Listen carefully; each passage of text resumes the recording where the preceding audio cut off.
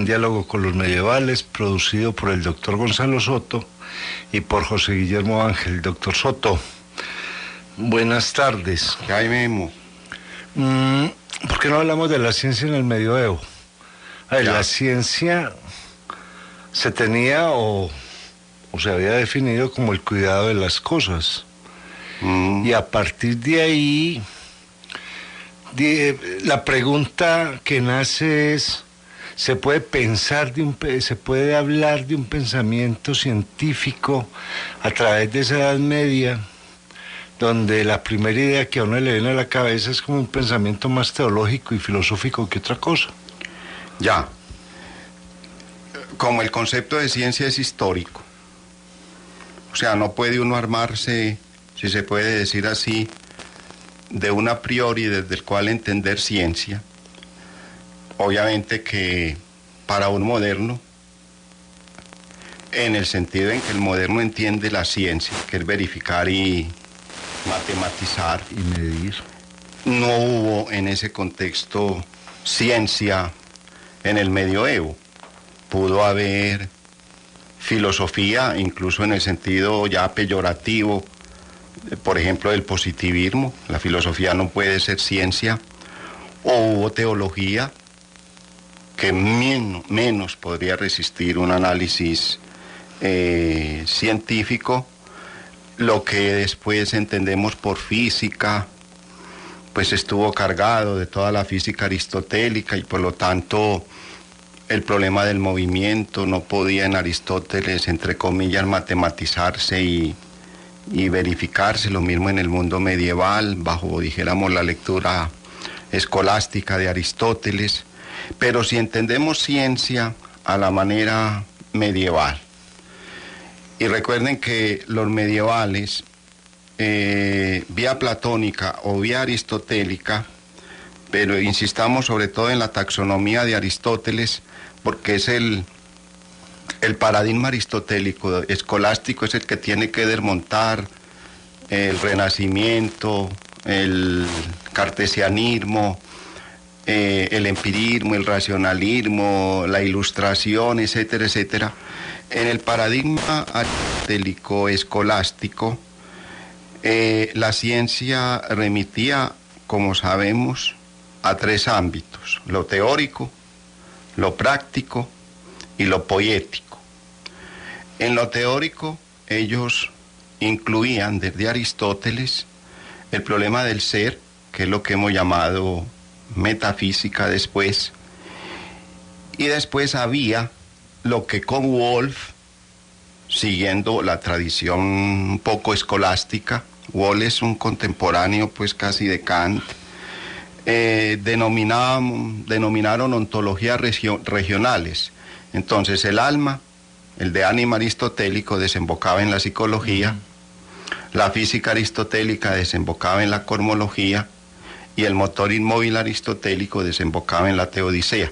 Entonces, en el ámbito teórico había, además de la ciencia metafísica, la ciencia cosmológica o física, filosofía natural, la ciencia, llamémosla así, psicológica, el de ánima aristotélica, y la ciencia sobre Dios, que para distinguirla, dijéramos, de la teología en términos revelados, se le va a dar el nombre de teodicea. Bueno, en el ámbito práctico había la ética, la política y la economía, y en el ámbito poético había la poética y la retórica. Y todo eso venía, dijéramos, cubierto por un gran dinamismo, la lógica, el órgano aristotélico, como un instrumento que permitía metódicamente acercarse y realizar estos saberes. Sí. Eso.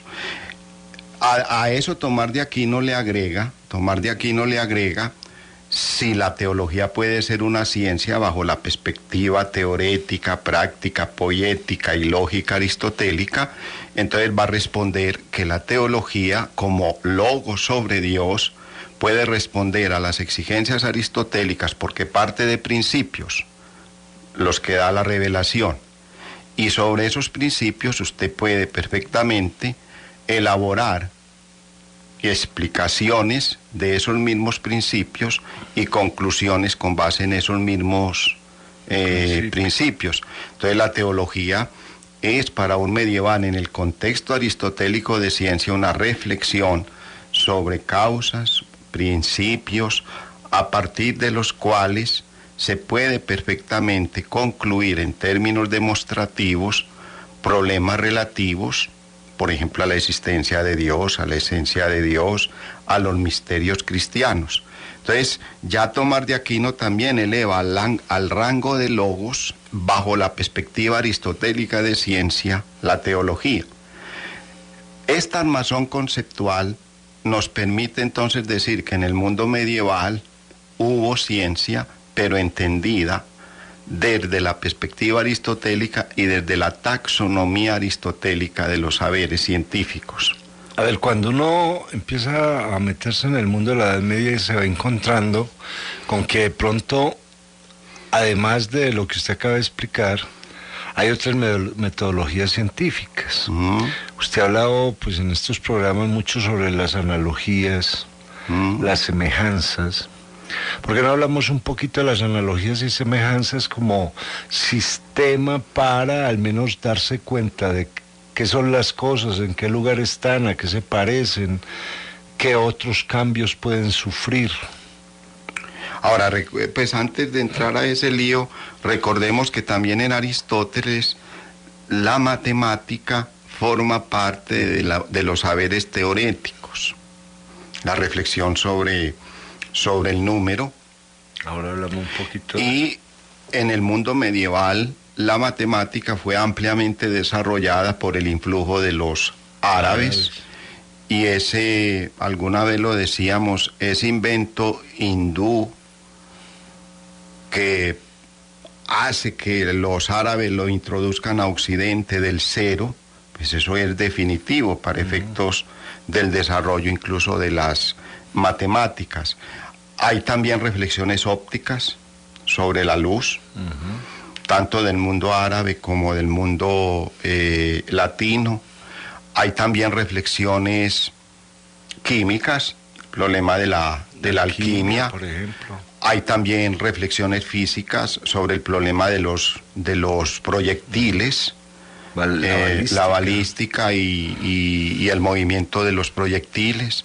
Está el problema de si el universo es vacío o pleno, el mismo lío que después se enfrentarán en los siglos modernos, si el universo es pleno o si el universo es vacío. La tesis aristotélica era que la naturaleza le tiene horror al vacío. En cambio, la tesis atomista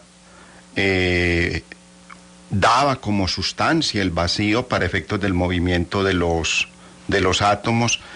Todo esto... Muy de Demócrito. Muy de Demócrito. Todo esto va configurando, dijéramos, una manera de hacer ciencia, una manera de ordenar los saberes y obviamente con unas respuestas que conforman un paradigma que en términos Foucaultianos es lo que podríamos llamar la episteme de la semejanza. Recordemos una cosita, en el capítulo 2 de Las palabras y las cosas, intitulado La prosa del mundo, Foucault comienza con esa afirmación: hasta el siglo XVI, lo que nosotros hemos llamado pues Renacimiento, hasta la modernidad, Occidente ha trabajado el saber con base en la semejanza. Y comienza, aunque Foucault, pues estrictamente hablando del mundo griego, no habla nada, del mundo medieval hace una pequeña alusión al lenguaje y una pequeña alusión a la categoría de microcosmos. Se dedican a analizar los siglos XV y XVI, es decir, lo que hemos denominado pues históricamente desde Bujar y Michelet Renacimiento. Pero bueno, si uno, entre comillas, toma ese punto de partida, hasta el siglo XVI el saber ha sido elaborado con base y fundamentado con base en la semejanza, pues uno puede hacer análisis desde la semejanza de este tipo de saberes. Por seguir con Foucault, la semejanza se concreta en 4 figuras. La conveniencia, la emulación, la analogía y la simpatía-antipatía. Esas 4 figuras permiten explicar y configurar proposiciones que desde la semejanza hacen posible que el cosmos, el hombre, Dios, vengan conocidos y explicados. En síntesis, pero muy apretado, la conveniencia establece semejanzas entre las cosas con base en el lugar y en la comunicación de propiedades. Entonces usted puede entablar un juego de flujos y reflujos gracias al lugar que ocupan las cosas, y por ese juego de flujos y reflujos puede explicar la esencia de una cosa. Yo puedo, por decir alguna metáfora, puedo perfectamente decir que el pelo del hombre es como la hierba del cosmos. Yo puedo perfectamente decir que la sangre y las venas del hombre son como los ríos del universo y cumplan los mismos papeles. Yo puedo perfectamente decir que el rostro del cielo, con sus 7 aberturas, está, por semejanza, explicado en el rostro humano, cielo del hombre. Bueno, y comienza usted a elaborar obviamente que eso para Descartes sería pura cháchara. Pues para Descartes decir que el pelo de alguien es como el musgo de la tierra, o para Newton, pues obviamente como metáforas serían bienvenidas, pero para efectos de verificación y matematización, o para efectos de pensar el universo, llamémoslo así, como una máquina, eso obviamente carece absolutamente de sentido. Fuera de ser un lenguaje metafórico, poético, no tiene ninguna posibilidad de ser verificado ni de ser mucho menos matematizado. Pero sí puede servir como referente. Claro, en un porque momento determinado. Claro, lo que hemos dicho alguna vez es que yo creo que todo conocimiento humano siempre comienza por comparación. Es decir, esté ubicado en la cultura que esté y en el momento histórico que esté, siempre lo primero que hace el humano es entrar a comparar, y por esas comparaciones va entablando una serie de, dijéramos, de deducciones que pueden obviamente después, por procesos matemáticos o por procesos verificativos o por procesos de otra índole, según los paradigmas con que uno entienda las ciencias, ir formando un corpus teórico que arma, dijéramos, de explicaciones científicas la realidad. Por decir alguna cosa, recordemos el mito. El mito piensa que el trueno es un fenómeno divino, o sea, es una manifestación de Dios, porque el trueno, y ahí viene la comparación, ¿por qué el trueno es una manifestación de Dios? Por la comparación, si yo voy a la naturaleza y comparo, dijéramos, el trueno con el vuelo de un pájaro, con seguridad es más poderoso, en términos incluso de impresión física, el sonido y la luminosidad del trueno que el vuelo del pájaro.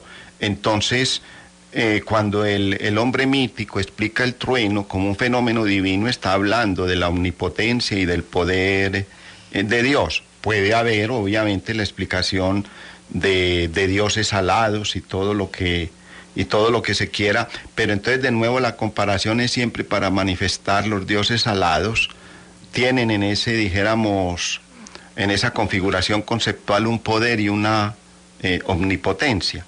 Entonces yo creo que la comparación, es decir, lo que hemos llamado aquí la semejanza, siempre es punto de referencia en todas las culturas.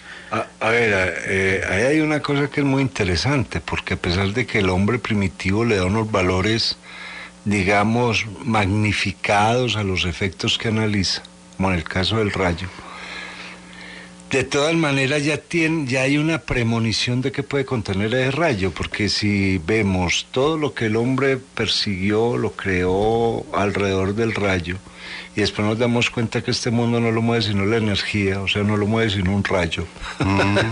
Allá habría, pues, digo yo, mucho sentido en la apreciación del fenómeno. O sea, no solamente están dedicando a imaginar, sino que de alguna forma se hacían preguntas como esto para qué sirve, para qué me sirve a mí. No, el mito también le permite a uno habitar el mundo y explicar científicamente, entendiendo el mito no como lo precientífico, lo ilógico, lo estúpido, lo tonto, casi que el hombre primitivo y arcaico vestido de parume y yo no sé qué más, danzando con el chamán en torno, dijéramos, al fuego para que el rayo de Zeus no nos toque. No, esa caricatura del mito yo creo no se debe ridiculizar, como hemos dicho, de la creencia de Wittgenstein, sino que es un juego de lenguaje.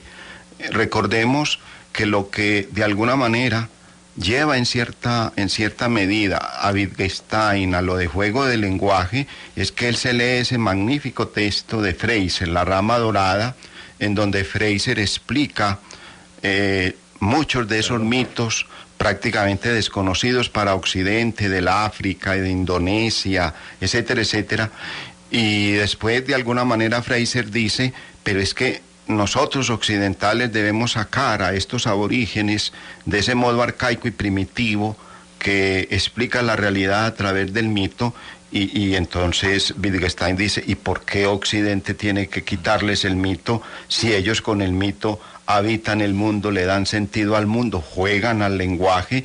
Ese juego del lenguaje les explica y les permite una opción de vida. Entonces, en ese contexto, el mito también es una explicación lógica de la realidad. El mito también es una explicación que permite al habitante, incluso hoy, ahí estoy leyendo la mitología huitota. En la mitología huitota hay un pez sagrado que habita, no recuerdo el río en torno al cual ellos han construido sus culturas. Lo que pasa es que después los caucheros y toda esa dinámica del caucho de comienzos del siglo XX, pues los comenzó terriblemente a desplazar. Entonces, por ejemplo, ellos no se desplazan de sus habitaciones para efectos de cuando está, dijéramos, en una época radicalmente de invierno, porque ese pececito sagrado que salta sobre el río, según el salto, ese es un signo divino hasta dónde va a subir el río. El agua, sí. Y entonces no se desplazan de sus habitaciones. En cambio, cuando el salto del pez, signo de la divinidad acuática, hace que el río con seguridad se va a desbordar, viene el desplazamiento. Entonces ellos no necesitan satélites. Ellos no necesitan el pescadito nomás. Claro, el pescadito como signo divino. Obviamente que para muchos eso será una explicación arcaica, tonta, necia, estúpida, pero funciona y para ellos tiene plena validez y no necesitan el radio ni oír los pronósticos meteorológicos ni ir a ver cómo está la imagen.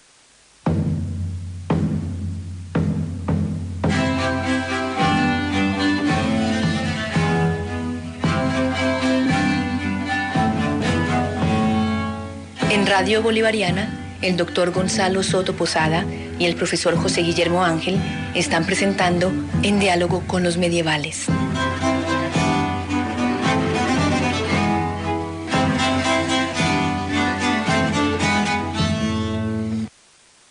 En la Edad Media, pues se le da un desarrollo muy grande a la alquimia. Incluso hay grandes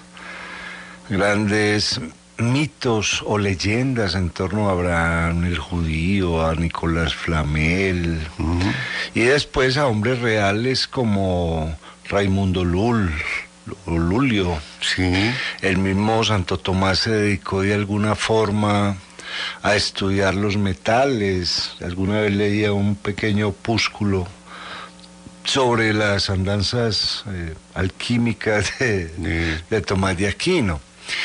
Pero la pregunta que yo creo que lee muy bien la Edad Media es esa necesidad de pasar de lo impuro a lo puro.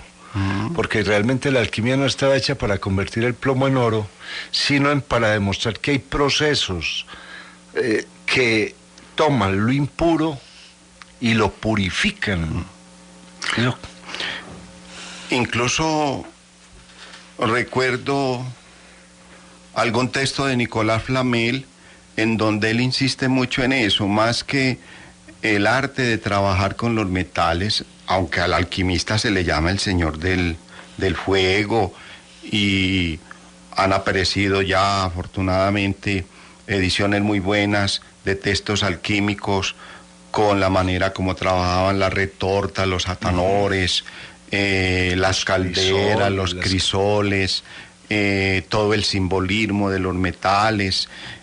Flamel insiste mucho que al alquimista, más que interesarle eso, los metales impuros, transformarlos en oro, era un símbolo de cómo la vida era siempre ese juego entre lo impuro y lo puro, es decir, ese juego entre la ignorancia y la sabiduría, ese juego entre la muerte y la vida, ese juego en donde de alguna manera como un proceso uno debía siempre excelsior sursum, ir hacia arriba en términos de virtud, en términos de sabiduría, en términos de amor a Dios, en términos de amor al otro, en términos de conocimiento de las cosas. Entonces la alquimia, obviamente que con seguridad hubo alquimistas convencidos de que en la retorta iba a aparecer la piedra filosofal, iba a aparecer el elixir de la larga vida, y eso fue muy explotado por muchos señores feudales, incluso reyes, para efectos, pues imagínense que todo se le transformara a un rey en oro,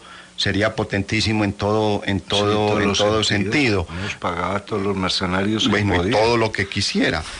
Pero en última instancia la alquimia siempre trabaja con el simbolismo de los metales y siempre trabaja con el simbolismo de la purificación. Es en ese contexto una forma de vida, en la cual forma de vida esa dialéctica entre dijéramos, ascender pero también descender, esa dialéctica entre lo puro y lo impuro, era el punto de referencia. El alquimista, entonces el señor del fuego, en última instancia era, si se puede decir así, una metáfora para indicar el dominio en crateia, cuidado, claro, que debía tener todo hombre para efectos, por ejemplo, de manejar sus pensamientos, manejar sus pasiones, manejar la relación consigo mismo, con los otros, con Dios. Y aquí se resalta entonces esa idea fundamental. La alquimia es una forma de saber, pero también es una forma de vivir. Y recordemos que cuando comenzamos a hablar de la episteme de la semejanza, uno le puede aplicar a la alquimia todo lo que Foucault le aplica desde la episteme de la semejanza a saberes del Renacimiento, como las lenguas, la explicación de la escritura, la explicación del lenguaje, las explicaciones astronómicas, el problema de la divinatio, pues de la adivinación, los horóscopos, etcétera, etcétera. Entonces, uno, por ejemplo, puede hacerse esta pregunta: ¿por qué la retorta para un alquimista tiene que ser oval, en forma de huevo, o en forma circular? Y eso tiene una respuesta desde la semejanza. De la misma manera que la mina, huevo natural, transforma los metales viles en oro, la retorta, huevo artificial, debe ser como la mina natural, el huevo en el cual el alquimista pueda transformar los metales en oro. Entonces, en ese contexto, una cosa que para un químico de hoy sería pues totalmente, entre comillas, poco ilustrada, que la retorta deba tener forma oval para, por episteme de la semejanza, entrar en relación de propiedades con el huevo de la tierra, que era la mina, pues para el alquimista tenía pleno sentido, y debía ser circular para entrar en relación con los movimientos circulares de los planetas. Entonces, en esa relación entre el arriba y el abajo, la retorta en términos circulares, era también un conocimiento astronómico del juego planetario. Claro, pero hay que tener en cuenta, por ejemplo, que hoy en día la física moderna, que se dedica a estudiar todo lo que tiene que ver con los sonidos, por ejemplo, la acústica, está volviendo a copiar las antiguas cavernas y está volviendo a cubrir las paredes de forma cavernosa para que el sonido tenga una importancia mayor. O sea que, porque mientras usted hablaba de esa retorta que reproducía la mina, me acordé pues de un montón de escenarios modernos que están reproduciendo la cueva. O sea, hay una cosa muy linda. No es que uno diga que la historia se repita, eso pues para mí es desde todo punto de vista es abrupto, pero lo que hemos dicho tantas veces en este programa, necesariamente uno puede establecer analogías entre todos los momentos históricos, no identidades. Y en segundo lugar, uno siempre tiene que establecer ese juego de continuidades y discontinuidades. El presente, si bien es irreductible al pasado, es inexplicable sin él. Sin el pasado. Sí, claro. Eso, pues ahora que tú mencionas eso, no, pues lo acabo de oír, pero un poco las cuevas de Altamira, para efectos, dijéramos, no solo de la figura, sino de lo que tú dices, el sonido, dibujar la figura, no era dibujar la figura, era ser el animal, claro. Era ser el cazador. Y en ese contexto, cuando uno pasa de la episteme de la semejanza a la episteme de la representación, pensemos en Linneo, pensemos en Descartes, ya el ícono no representa la naturaleza, sustituye la naturaleza. Entonces, en ese contexto, fijémonos cómo uno puede hacer una analogía entre el ícono, llámese la botánica, o la biología, lo que se quiera, donde el ícono es la planta, donde el ícono es el pájaro. Claro. Entonces, el cazador que representa allá en Altamira el animal, obviamente no está representando al cazador ni al animal, es el cazador, y eso le da poderes mágicos religiosos en tanto cazador sobre la víctima.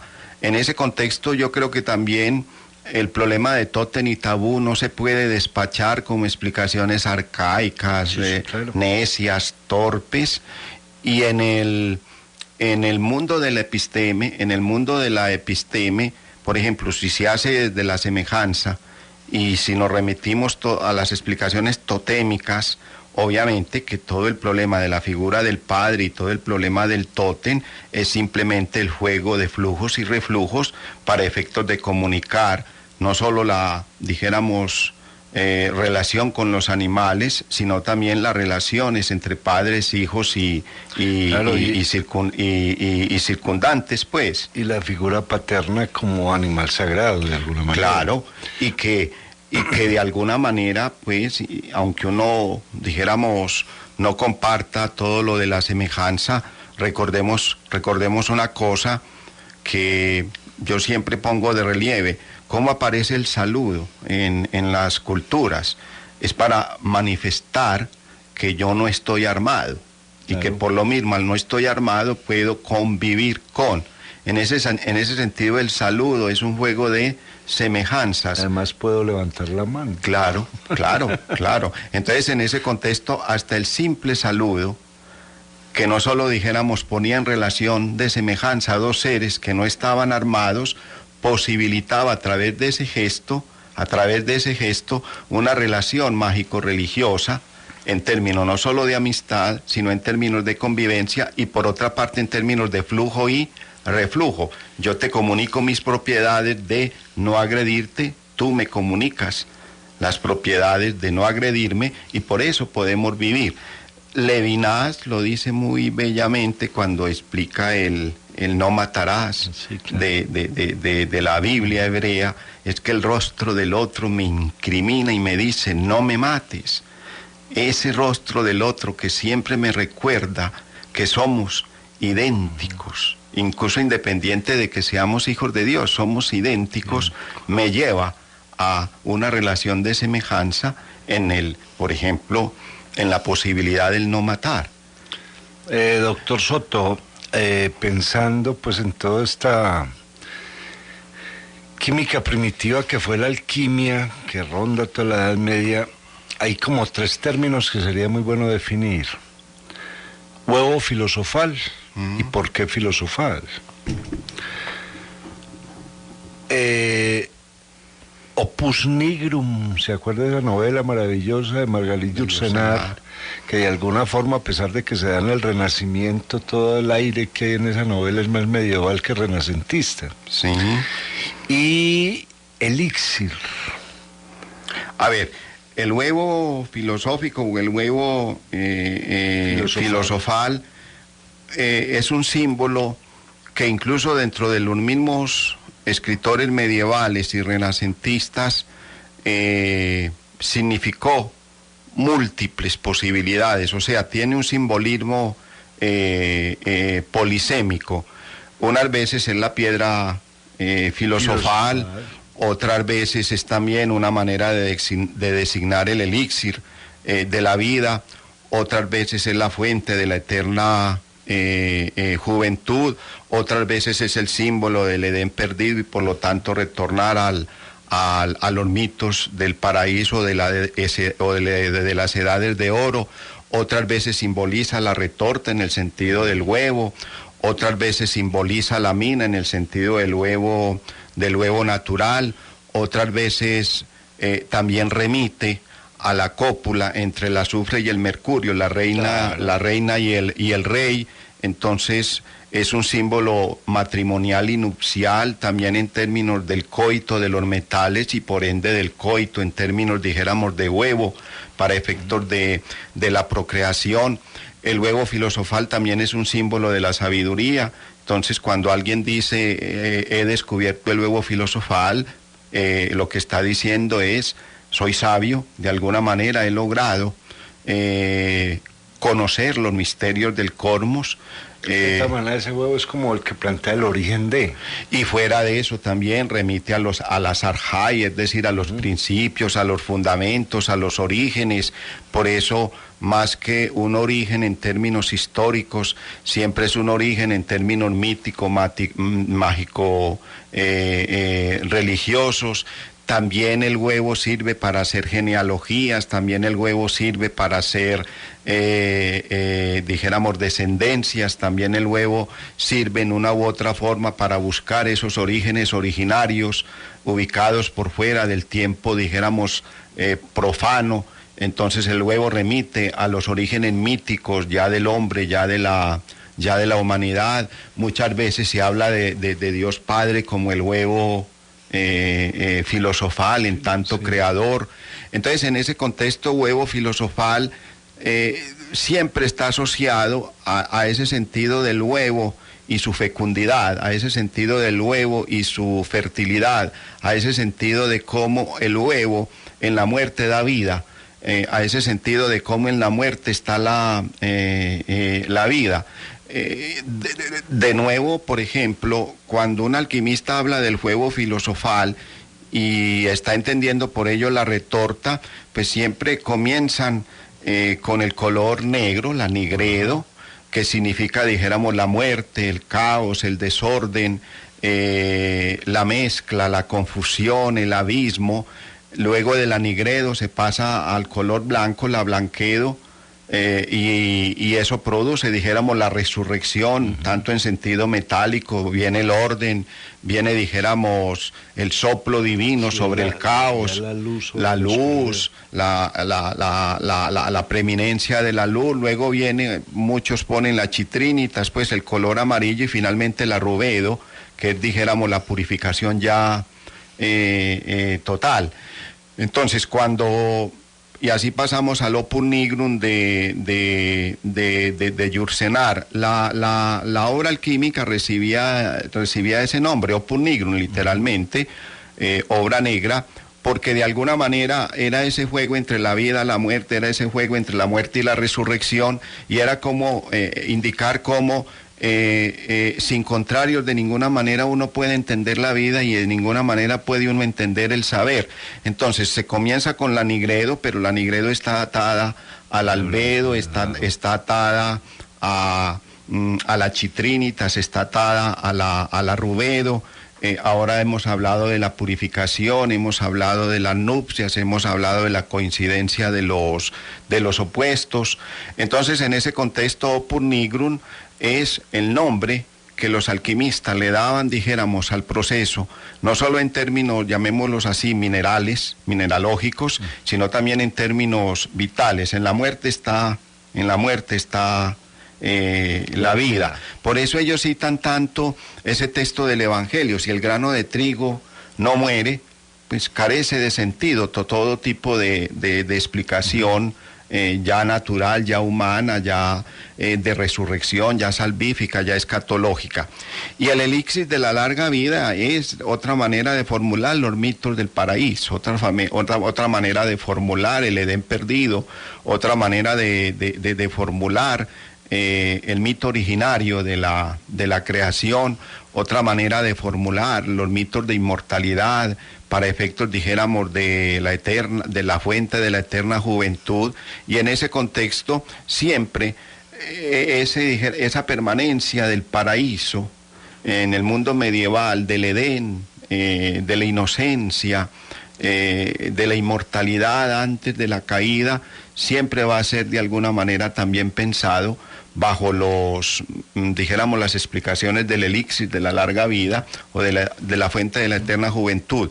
Dijimos alguna vez, cuando hablábamos del románico, del gótico, del agua en el medioevo, que no es inocente que en todos los monasterios, siempre en el patio, haya una fuente, que recuerda, dijéramos, el agua del Edén, recuerda el agua del paraíso, y por ende recuerda el agua del bautismo por el cual yo en una u otra forma renací a la vida y a la vida eterna, no a cualquier tipo de vida, y recuerda el mito del Edén como punto de partida, pero a la vez punto de llegada de la historia.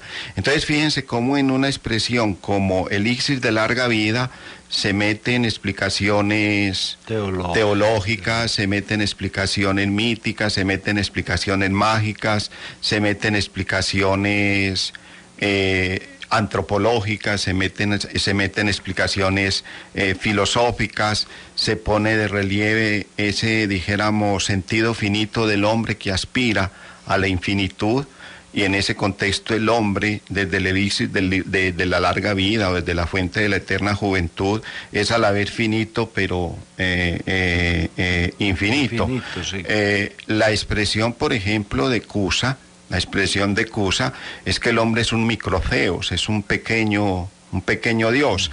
A nosotros se nos ha olvidado, tal vez, que todavía en el Renacimiento, a pesar de seguirse hablando del hombre como microcosmos, se tiene una idea muy medieval también de la dignidad del hombre. El hombre es un pequeño Dios, quasi Deus in terra, y se cita ese salmo, no recuerdo el número, unas veces lo traducen: lo hiciste apenas, Señor, inferior a un ángel; otras veces lo traducen: lo hiciste, Señor, apenas inferior a un Dios. Entonces eso también en el mundo medieval está muy presente en estas míticas, llamémoslas así, no mitológicas, del elixir de la larga vida y de la fuente de la eterna juventud. Ahora hay otra palabra que juega en todo esto, que es la escoria. Que además pues llegó a convertirse casi que en una palabra para designar delincuentes. Sí, sí. A ver, ¿qué se entendía por escoria en ese momento? También es polisémico, es polisémico. Lástima que yo no recuerde ahora las posibilidades etimológicas de escoria, y desde esas posibilidades etimológicas a qué remite. Bueno, lo más obvio y más evidente es que en cualquier proceso de generación y corrupción hay un residuo. Hágalo usted, dijéramos, vía mineralógica, hágalo usted vía biológica, hágalo usted vía vegetal. En cualquier proceso humano siempre hay ese no sé qué, el cual no sé qué hace que el hombre sea finito y a la vez infinito, que el hombre alcance, pero al haber alcanzado algo siempre queda un residuo que indica que se alcanzó, pero a la vez al quedar ese residuo algo se ganó y algo se perdió. Por otra parte, en el proceso alquímico, obviamente la escoria era el residuo que quedaba después de todas esas transformaciones en las retortas y en los atanores, y en ese contexto, dijéramos, no tenía... Era lo imposible de purificar. Claro, y tenía también ese sentido de, fíjense cómo a pesar de haber intentado purificar, de alguna manera queda de nuevo lo impuro en el proceso mismo de purificación. De nuevo ese juego siempre dialéctico, muy propio del medioevo, para efectos de pensar cualquier acontecimiento. Y por otra parte, escoria va a tener un sentido moral, y tal como hoy ya pues, hoy lo hacemos. La escoria, dijéramos, es el delincuente, es el malvado, es el pícaro, es el error que persiste, es la ignorancia que está ahí, es de alguna manera lo otro que atenta contra el rostro de Dios, atenta contra el rostro humano, atenta contra el rostro mineral, contra el rostro vegetal, contra el rostro animal. Entonces, toda esa polisemia, como hemos visto en el elixir o en el huevo filosofal, vuelve a aflorar en la escoria. A ver, me comprometo a buscar la etimología de escoria, y si Isidoro de Sevilla ya la registra, ¿cómo la registra Isidoro de Sevilla? Y si no, ¿cómo la registran, dijéramos, los diccionarios etimológicos de la lengua española en el mundo de hoy? Pero un poco tiene también esa polisemia. A ver, doctor Soto, volvemos al término inicial, ciencia. La ciencia es el cuidado de las cosas. Yo le pregunto, ¿cómo el cuidado de las cosas? A ver, Isidoro de Sevilla en eso sí es muy claro, y vamos a hacer el origen etimológico. Ciencia viene de chire. Chire, traducido al español, es saber. Entonces, el que hace ciencia es el que de alguna manera, gracias a sus conocimientos, adquiere un saber que le permite, por esos conocimientos, ejercer el chire, ese saber, pero Isidoro de Sevilla dice que ciencia sin sapiencia carece de sentido. Entonces, cuando él va a decir, eso es también muy agustiniano, ciencia sin sabiduría carece de sentido, lo que está indicando es ese cuidado de. Entonces dice que sapiencia tiene que ver con sabor. Entonces, el sabio saborea lo que conoce. El sabio, al saborear lo que conoce, es sabio no solo por el concepto que ha elaborado en torno desde el chire al objeto en torno al cual está ejerciendo, dijéramos, ese chire, sino que saborea,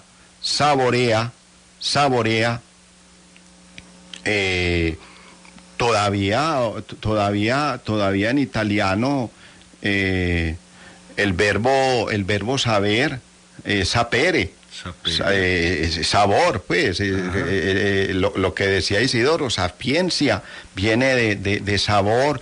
Entonces saborear es cuidar, saborear es, no dijéramos ese sentido prometeico de dominar las cosas simple y llanamente como facultad divina, sino que tiene ese sentido de cuidar, de darle saboreo a las cosas porque las conozco, y ese saboreo me permite como hacemos cuando saboreamos una cosa, nos deleitamos con ella, nos cuidamos con ella, cuidamos de ella, porque si no se nos pierde el acontecimiento. Entonces, ciencia sin sapiencia, para Isidoro de Sevilla, es simple y llanamente un conocimiento que no lleva a ese cuidado de las cosas. Rabelais, que era tan, dijéramos, mordaz, lo va a decir de otra manera: ciencia sin conciencia es la muerte del alma.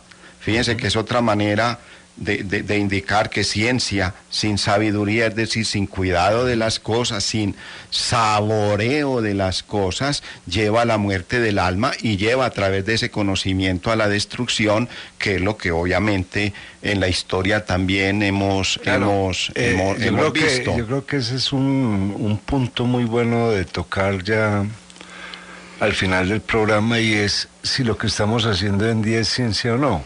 Claro.